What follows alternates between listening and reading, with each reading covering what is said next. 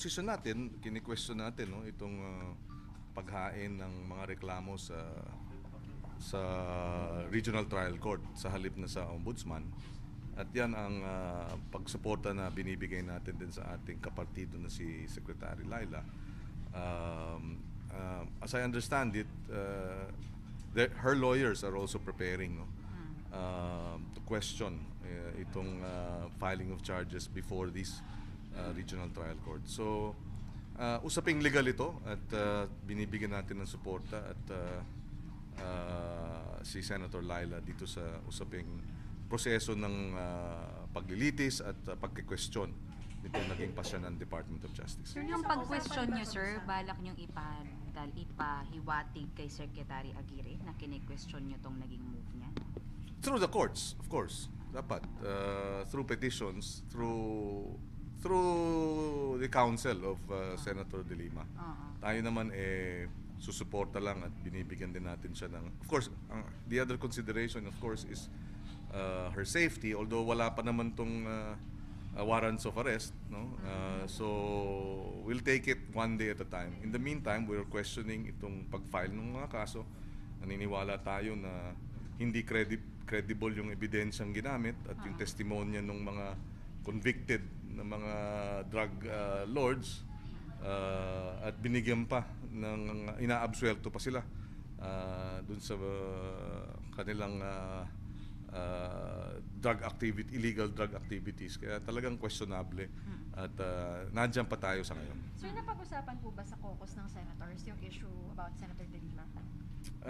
Napag-usapan pero yun nga, everything is on hold and pending until kumilos yung korte. Ano yung magiging stand down ng Senate, sir, in case na dito iserve yung warrant of arrest?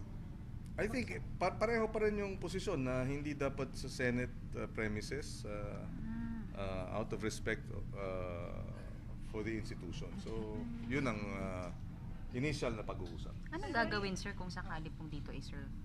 Ay, tingnan lang na natin kung anong mangyayari nun. But I doubt it if they will do that. Pero sir, may napag-usapan ba yung Senate leadership kung may gagawin hakbang to make sure yung safety ni Senator De Lima in case when na-manipulate na siya? So,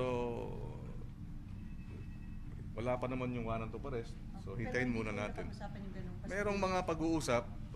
Of course, her safety is a primary concern.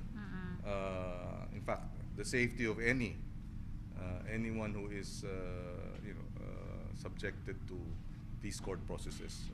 Lalo na ngayon, nagkakasaksakan at patayan sa loob ng bilibid, pinapatay at sinasakal sa loob ng PNP, talagang the safety is really a serious concern. Sir, in-express ni Senator De Lima sa inyo yan, sir, na may worry siya sa safety niya po, just in case. Well, she already said that publicly, di ba? So, I think meron namang cause for concern din yun. Sir, yung pag-question niyo po dun sa ginawang pagsampa sa RTC, kahit pa paano ba will that stop the arrest or at least the issuance of arrest warrant? That's up to the courts. Sir, kanina may gasolina na umamin na DES leader, so there is necessity ba to reopen the investigation? Double that squad. Well, I think so. Dapat, alam mo, kung totoo ang sinasabi niya, talagang mabigat ito ng mga paratang sa pinakamataas na opisyal ng ating pamahalaan. So, hindi basta-basta ito dapat sinasantabi. We are all interested in the truth, kung ano ang katotohanan dito. So, tayo ay susuportahan natin ang paraan para mailabas ang katotohanan. Kung siya ay nagsasabi ng totoo o hindi, palagay ko pagkakataon na magkaroon ng pagpupulong ang komite tungkol dito.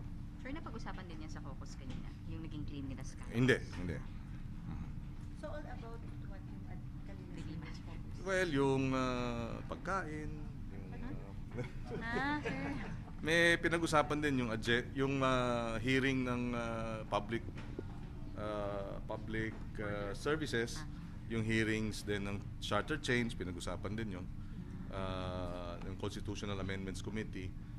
Tapos yung hearing, yung free tuition bill na tinatalakay dito sa pinag-usapan din. So may mga items din ng legislation na pinag-usapan. hindi nyo hihingin na i-under na lang na custody or cognizance ng Senate si Senator De Lima? Hintayin na muna natin kung lumabas na yung, kung lalabas ba o hindi. Kasi pati yung paglabas ng warrant, kine-question eh. So, kung hindi naman lumabas ang warrant at magkaroon ng legal issue dun sa jurisdiction ng RTC, baka naman hindi pa kailangan pag-usapan yung custody. Pero that has never been done. Ni-request ng Senate ang custody or yung cognizance. Wala pa ata. Wala pa. Oo. Not that I can remember. At least during my time in the last 15 years, wala pa. Muntinlupa Regional Trial Court Branch 204, ipinag-utos na ang pag-aresto kay Senadora Laila De Lima, dating Bureau of Corrections OIC Rafael Ragos at Ronnie Dayan. Ito hinggil sa kasong may kinalaman sa munoy illegal drug trade sa New Bilibid Prison. Ang detalye sa report ni Julius Disamburon. Nasa Senado Live, Julius!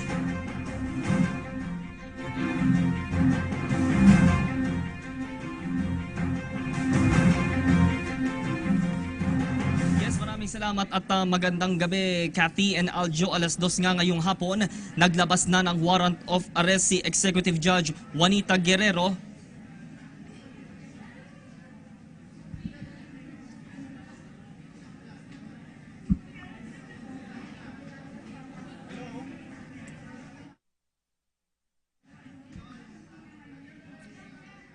Yes, Kathy and Aljo, no, naglabas nga na ngayong 2:00 ng hapon itong si Executive Judge Juanito Guerrero ng Muntinlupa Regional Trial Court ng warrant of arrest branch 204 po ito laban kay dating Justice Secretary at ngayon Senadora Laila De Lima, NBI official Rafael Ragos at Ronnie Dayan. Ayon sa Muntinlupa City RTC, sapat ang probable cause para sa pagpapalabas ng warrant of arrest na ito. Dito sa mismong fifth floor ng Senado ay nakaabang at nakaantabay itong mga kagawad ng media, gayon din yung iba pang mga individual dito para nga dito nga sa paghahain ng warrant of arrest para nga kay Senadora De Lima. Kanina din ay naandito ang ilang mga taga-suporta ng Senadora. Ikinalungkot at ikinadisappoint naman ang kampo ng Senadora, partikular po ni Attorney Alex Padilla, ang pagpapalabas ng warrant of arrest sa Senadora. Ayon naman po kay Senate President Coco Pimentel, kahit nasa loob po ng piitan ang senadora ay maaari pa din niyang magawa o magampanan ang lahat ng kanyang tungkulin bilang isang senador. Ipinunto din ng Senate President na dapat i-observe sa pagsisilbi po ng warrant ang tamang pakikipag-ugnayan at respeto po sa magkabilang kampo. Ayon naman po kay Justice Secretary Vitaliano Aguirre II, hindi kailanman daw nagpakustodiya ito naman pong si Ronnie Dayan sa DOJ, kaya ikinukonsidera siya ngayong at large at wanted. Para naman po sa DOJ, ang kasalanan daw po talaga nitong ni Senadora De Lima ay ito pong pagkakasangkot niya sa illegal drug trade sa New Bilibid Prison o NPP. Hindi din daw naghain ang kampo ng Senadora ng counter affidavit. Ito po yung legal document na kinukonsidera ng korte para po sa probable cause. Para naman sa kalihim, maaari daw arestuhin nga ang Senadora dito po sa Senado, pero kailangan ng koordinasyon sa Senate Sergeant of Arms. Ilang tauhan din po ng Volunteers Against Crime and Corruption. Pag-alaman po natin, ang siya na pong nagtungo kanina sa Muntinlupa RTC Branch 204. Naghahanda na din daw po ang mga tauhan ng CIDG and CR para sa pagbibigay seguridad kay Senadora De Lima. Samantala, sa iba pang balita, nagkomento naman po si Secretary Aguirre sa lumabas na ulat kaugnay umano ng panunuhol ng isang dating senador at kongresista na pawang na sa Partido Liberal daw po. Ito yung 100 million na peso bribe sa ilang high-profile inmates para mabaliktad o maiba. Ito pong kanilang testimonya laban po sa senadora bago po itong itinakdang February 25 kung saan nga po may kaugnayan sa EDSA People Power Revolution at makahikayat po ng mga tao. Pakinggan po natin ang pahayag po ni Secretary Vitaliano Aguirre II. Tinawagan sila na hindi inmate. Sinabi doon sa tinawagan na yun na tatawag yung congressman. So tinawagan naman. At doon nga inarinig doon sa mga 8 inmates na naka-speakerphone kasi pumayag naman yung tumawag kung pwedeng speakerphone. So in speakerphone siya.